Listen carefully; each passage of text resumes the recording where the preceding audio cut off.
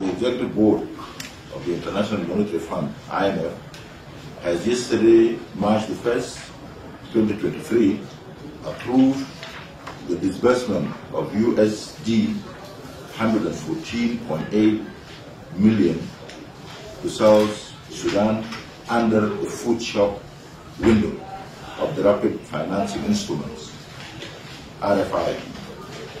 This disbursement is equivalent to 35% of South Sudan's quota in the IMF, and it will help meet the urgent balance of payment needs while supporting food security, and the part that is going for the budget support will meet urgent health and education financing. Following the Executive Board decision, the Minister of Finance and Planning acknowledges the years of heavy floods, COVID-19, and the impact of the war in Ukraine have enormously impacted economic activity in the country. The real GDP has severely contracted, inflation and exchange rate of South Sudanese pounds and other currencies have deteriorated, and the fiscal deficit increased. To counteract these new realities, South Sudanese authorities have worked to maintain macro financial stability in these highly challenging circumstances.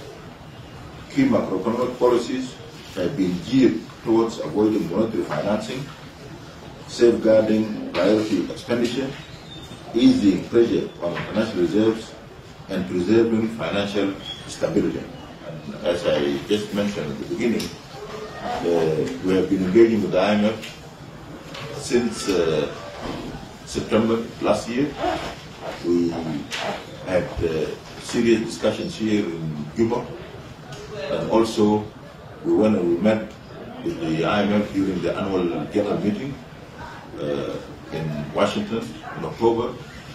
And then in November last year, a technical team was sent here. We negotiated and we reached an agreement. That agreement has now been approved by the board of the IMF yesterday, 1st of March, and we are expecting within 2 days we will receive this funding, and this funding will mainly go to support the market, to support the exchange rate. Also, the part that will come to the budget will be used to support spending on education and health. Also, we will use part of the funds that we are receiving to bring in food supplies, and we will work together with some international UN organizations that will help us to address the issues relating to food insecurity.